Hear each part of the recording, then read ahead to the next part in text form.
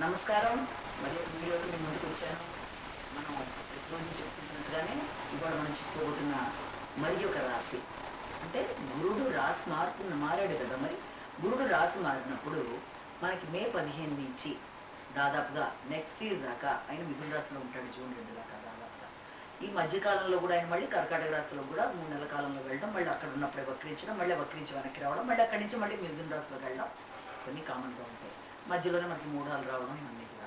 అయితే ఇక్కడ ఇప్పుడు చెప్పుకోబోతున్న రాశి ఏంటి అంటే మిథున రాశి. మిథున రాశి వాళ్ళకి సాధారణంగా గురుడు ఏ స్థానాలు వాడు, ఎక్కడున్నాడు, ఎక్కడికి వచ్చాడు, ఏ ప్రదేశాలని ఆయన యొక్క దృష్టి అనేది ఏర్పడింది, ఆయన చూస్తున్నది ఏ స్థానాన్ని చూస్తున్నాడు, వీళ్ళకి సంబంధించిన ప్లస్లు లేకపోతే ఏదైనా మైనస్లు ఏమైనా మైనర్గా ఉంటే అవే వీటిని ఎలా అధిగమించుకుంటూ ముందుకు వెళ్ళాలన్న విషయాల్లో మనం ఇక్కడ తెలుసుకుంటాం.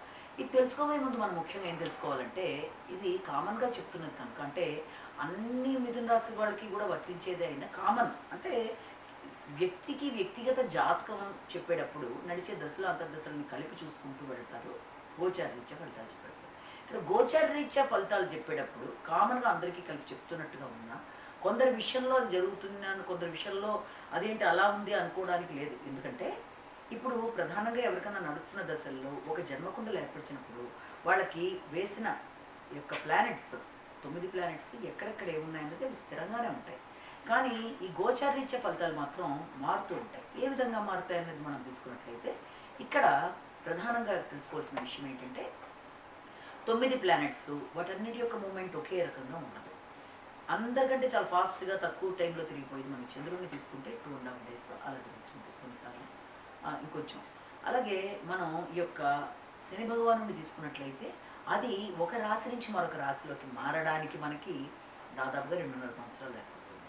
ఇక ఇక్కడికి వచ్చేప్పుడు గురువుని తీసుకున్నట్లయితే ఆయన మనకి ఒక రాశి నుంచి అనుకున్నాం కదా, పుష్కరాలు కూడా అందుకే గురుడు ఒక రాశి నుంచి మరొక రాశిలోకి మారినప్పుడు పుష్కరాలు ఏర్పడతాయి. అలాగా 12 సంవత్సరాల పాటు ఆయన తిరిగి మళ్ళీ అదే దాంట్లోకి రాశిలోకి రావడం వల్ల మళ్ళీ ఆ నదికి పుష్కరాలు ఏర్పడతాయి. ఆ రకంగా క్యాలిక్యులేట్ చేసుకుని గురుడు మేషరాశిలోకి ప్రవేశించినప్పుడు ఇలా ఈ నదికి పుష్కరాలు, గంగా నది కానీ ఇలా చెప్పుకుంటాం. ఇక్కడ ఈ యొక్క గురుడి యొక్క స్పాన్ 1 year తీసుకుంటే ఇవి గోచార రీత్యా మార్పులు. అంటే ఈ సంవత్సరం ఇప్పుడు మిథున రాశి వాళ్ళకి ఇప్పటిదాకా ఆయన వ్యయంలో ఉన్నాడు. ఓకే, ఇప్పటిదాకా శని భగవానుడు వాళ్ళకి వచ్చేసి ఈ యొక్క కుంభరాశిలో ఉండడం జరిగింది. రాహుకేతువులు కూడా ఒకటి మీనం ఒకటి ఇలా. ఇప్పుడు ఈ రాశి యొక్క మార్పులు ఏం జరిగింది, గురుడు ఈ రాశి వాళ్ళకి జన్మంలోకి రావడం జరిగింది. అలాగే అసలు ఆయన ఎవరు వీళ్ళకి యాక్చువల్గా 7th and 10th లార్డ్, అంటే 7th లార్డ్ ఆయనకి, అలాగే 10వ ఇంటికి కూడా ఆయన కారకుడు. అది ఆ రెండు కలిపి ఆయనకి జన్మంలోకి రావడం అనేది ఇక్కడ జరిగింది. అలాగే మొన్నటిదాకా ఉండే యొక్క శని భగవాన్ వాళ్ళకి రాజస్థానంలోకి రావడం అనేది, అలాగే అక్కడుండే యొక్క రాహువు మళ్ళీ నవమంలోకి రావడం. ఇక్కడ ఈ గురుడు యొక్క దృష్టిని తీసుకుంటే గురుడు మళ్ళీ వెళ్ళి మనకి ఈ యొక్క రాహుని చూడడం అనేది, వీటన్నిటి యొక్క ఆస్పెక్ట్స్ ఫలితాలు బట్టి మనకి ఎలా ఉంటుంది రిజల్ట్ ఈ యొక్క మిథున రాశి వాళ్ళకి అన్నది మనం ఇప్పుడు ఇక్కడ తెలుసుకోవడానికి ప్రయత్నం చేస్తాం.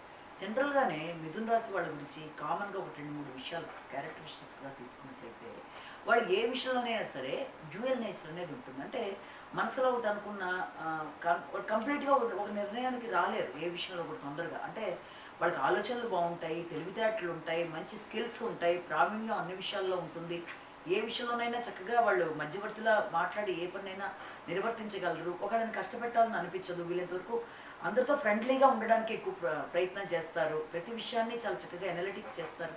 అన్నీ ఉన్నప్పటికీ కూడా వీళ్ళకి ఏంటంటే ఏ విషయంలోనైనా సరే అన్నీ బాగున్నా కూడా వీళ్ళ యొక్క క్యారెక్టర్స్లో ఇప్పుడు దాంట్లోకి మళ్ళీ ఇప్పుడు ఆ లక్షణాలు ఉండే తత్వం వీళ్ళదైనప్పుడు వీళ్ళకి ఆ రకమైన లక్షణాలకి కారకుడైన బుధుడు, ఆ బుధుడి యొక్క ఇంట్లోకి ఇప్పుడు గురుడు రావడం జరిగింది.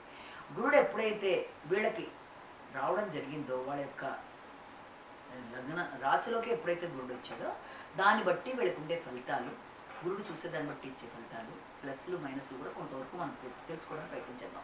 గురుడు ఎప్పుడైతే రాశిలోకి వచ్చాడో ఇది అస్వతంత్ర రాశి కూడా అయిపోయింది కాబట్టి చాలా వరకు వీళ్ళ యొక్క ఆలోచనలు ఒక పక్కన కుటుంబం అంటే భాగస్వామి వ్యవహారాల పక్కన, ఇంకో పక్కన అంటే జీవిత భాగస్వామి, మరొకటి వృత్తి, వీటికి సంబంధించిన వాటి విషయాల్లో వ్యక్తి అస్వతంత్రుడు అవుతాడు. అంటే ఏంటంటే వాడికి సంబంధించిన నిర్ణయాలు ఈయన స్వతంత్రంగా తీసుకోలేడు. అంటే భాగస్వామి వ్యవహారాలు, జీవిత భాగస్వామి, సోషల్ రిలేషన్స్, స్నేహాలు, అలాగే వృత్తి, వీటికి సంబంధించినవి, వృత్తిపరమైన విషయాలు, అభివృద్ధి, నూతన వృత్తుల కొరకు చేసే ప్రయత్నాలు, వీటికి సంబంధించిన విషయాల్లో పూర్తి స్థాయిలో స్వతంత్రమైన భావాలు లేకుండా ముందుకెళ్ళే అవకాశాలు లాంటివి ఉన్నాయని ఒకటి మనం గమనించాలి. ఇంకోటి, ఇక్కడ మిథున రాశిలో వచ్చిన నక్షత్రాలు ఇక్కడ మనం ఇంతకు చెప్పలేదు.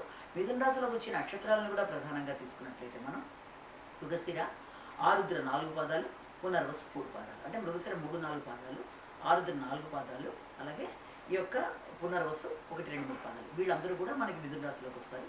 వీరికి ఇప్పుడు మనం తీసుకున్నట్లయితే ఇక్కడ అస్వతంత్రత రాశిలోకి రావడం బట్టి గురుడు వీళ్ళకి ప్రతి ఆలోచనలో కూడా స్వతంత్ర నిర్ణయాలు అనేవి చాలా వరకు, ఏ విషయాలకి, అది వృత్తికి సంబంధించి కానీ, జీవిత భాగస్వామికి సంబంధించిన విషయాల్లో కానీ పూర్తిగా వీళ్ళకి స్వతంత్రత అనేది లేకుండా నిర్ణయ సామర్థ్యం అనేది అక్కడ కొంతవరకు తగ్గే అవకాశాలు లాంటివి అనేది మనం ముందుగా ఆలోచించి అనుకోవాల్సిన విషయం. రెండవది ఇంకొకటి ఏంటంటే వీళ్ళకి ఆలోచనలు, సంఘంలో గుర్తింపు, గౌరవం, శ్రమకు తగిన గుర్తింపు, ఒక మంచి వ్యక్తిగా ముద్ర, వృత్తి చేసే ప్రదేశాలు కూడా గౌరవం, ఇలాంటి గౌరవం పెరుగుతుంది. వృత్తిపరమైన విషయాల్లో గౌరవం పెరుగుతుంది. అలాగే భాగస్వామ్య వ్యవహారాల్లో కానీ, లేకపోతే సంఘంలో కానీ, సోషల్ రిలేషన్స్లో తగిన గౌరవాల్లో ఉన్నప్పటికీ స్వతంత్రత అనేది మాత్రం తగ్గుతున్నది ఇక్కడ మనం గమనించుకోవాలి. ఇక దాంతోపాటుగా ఆలోచనలు, సమయస్ఫూర్తి, అలాగే సంతానం, అలాగే ఉపాసన, దాంతోపాటుగా ఎక్కడన్నా పెట్టుబడులు పెడదాం అనుకున్న ఆలోచనలు, ఇన్వెస్ట్మెంట్స్కి సంబంధించిన విషయాలు, అలాగే చక్కటి సృజనాత్మకత, వీటికి సంబంధించిన విషయాల మీద ఎక్కువ ఫోకస్ చేసుకోవడానికి, సంతానానికి సంబంధించిన అభివృద్ధి కొరకు వీళ్ళు ఎక్కువ ఆలోచనలు చేస్తారు. అది వీళ్ళకి చాలా వరకు ప్లస్గానే ఉంటుంది. అంటే సంతానానికి సంబంధించి వీళ్ళు ఏదైతే ఎక్స్పెక్ట్ చేస్తున్నారో వాటికి సంబంధించి చాలా వరకు వీళ్ళకి అనుకూలమైన విషయాలే వినడానికి అవకాశం లాంటిది ఒకటి. అలాగే వీరి యొక్క సలహా సంప్రదింపుల కొరకు వ్యక్తులు వీరిని కలవడానికి కూడా అవకాశాలు లాంటిదని ఇంకోటి తీసుకోవచ్చు. అలాగే దాంతోపాటుగా ఇంకా ఏంటంటే వీళ్ళకి ముఖ్యంగా సాంఘిక సంబంధాల విషయాలు తీసుకునేటప్పుడు సోషల్ రిలేషన్స్ ఇందా చెప్పాను కదా, సంఘంలో గుర్తింపు, గౌరవం ఒకటి, మంచి మైత్రి బంధాలు ఒకటి, వీటికి సంబంధించిన విషయాలన్నీ కూడా చాలా వరకు అనుకుంటే సంఘంలో గుర్తింపు, గౌరవం, పెద్ద మనిషి, మర్యాద, ఇలాంటివన్నీ ఉన్నప్పటికీ వాటికి సంబంధించిన నిర్ణయాల విషయంలో మాత్రం స్వతంత్రత అనేది లేకుండా ఉండే అవకాశం ఉంటుంది కనుక వాటి విషయంలో తగిన విధంగా ఆలోచించుకుంటూ ముందుకు వెళ్ళవలసిన అవసరం ఉంది. అలాగే ప్రయాణాలు, కొత్త ప్రయాణాలు, విదేశీ అవకాశాల కోసం చేసే ప్రయత్నాలు, ఆలోచనలు కూడా వీళ్ళకి అధికంగా ఉండే అవకాశం ఉంది. ఇంకోటి ఏంటంటే వీళ్ళకి గురుడి యొక్క దృష్టి 9th హౌస్ మీద కూడా ఉండడం, అక్కడ రాహు కూడా ఉండడం వల్ల వీళ్ళకి విదేశీ వ్యవహారాల మీద, దూర ప్రదేశాలకు వెళ్ళాలన్న విషయం, విద్యాపరమైన విషయాల్లో విద్యార్థులకు విద్యాపరమైన అభివృద్ధి కొరకు చేసే ప్రయత్నాలు, హయ్యర్ ఎడ్యుకేషన్ కోసం చేయడం, జ్ఞానం, తర్వాత ఒక మంచి గురువుని సంప్రదించి నిర్ణయాలు తీసుకోవడం, హయ్యర్ ఎడ్యుకేషన్ కోసం పడిన కష్టానికి సంబంధించిన శ్రమ, వీటికి సంబంధించిన విషయాలు, అలాగే దూర ప్రదేశాలకి అవకాశాలు, వృత్తిపరమైన విషయాల్లో కూడా దూరంగా వెళ్ళడానికి చేసే ప్రయత్నాలు, శ్రమతో కూడిన వీళ్ళకి అవకాశాలు లాంటివి లభ్యమవుతాయి. అంటే సామాన్యమైన ఫలితాలు లాంటివి లభ్యమైనా కూడా వాటికి సంబంధించి ఎక్కువ కృషి చేస్తారు. ఆధ్యాత్మికత అనేది పెరుగుతుంది, స్పిరిచువల్ థింకింగ్ అనేది పెరుగుతుంది, పుణ్యబలాన్ని పెంచుకునే ప్రయత్నం చేస్తారు. కానీ అసంతృప్తి అనేది అధికంగా ఉండే అవకాశాలు కూడా ఉన్నాయి. అంటే అసంతృప్తిని అధిగమించే విధంగా వీళ్ళంతవరకు శ్రీరామ్ జయరామ్ జయ జయ రామరామ్ అనే శ్లోకాన్ని పఠించుకుంటూ ముందుకు వెళ్ళినట్లయితే అది కూడా వీళ్ళకి మంచి ఫలితాన్ని ఇస్తుంది. అలాగే విద్యాపరమైన విషయాల్లో విద్యార్థులు చాలా గట్టిగా కృషి చేసి అనుకున్న ఫలితాలు పొందడానికి తీవ్రంగా కృషి చేస్తారు. అలాగే నూతన విషయాలు నేర్చుకుంటారు. అలాగే జ్ఞానం అనేది పెరుగుతుంది. దూర ప్రదేశాల కోసం, అలాగే పుణ్యక్షేత్ర సందర్శన కోసం ఎక్కువ ఆలోచనలు చేస్తూ ముందుకు వెళ్ళడానికి కూడా ప్రయత్నాలు చేస్తారు. అలాగే శ్రమకి తగిన ప్రతిఫలం కోసం ఎక్కువ ప్రయత్నం చేస్తారు. ఆ గౌరవం అనేది పెంపొందించుకుంటారు. వృత్తిపరంగా నూతన అవకాశాలు పెంపొందించుకోవడానికి ప్రయత్నం చేస్తారు. సంతాన అభివృద్ధి పరంగా ముందుకు వెళ్ళడానికి అవకాశాలు లాంటివి, క్రియేటివిటీ పెరుగుతుంది. గౌరవం అనేది ఇనుమడింపు చేసుకునే విధంగా ఉంటుంది.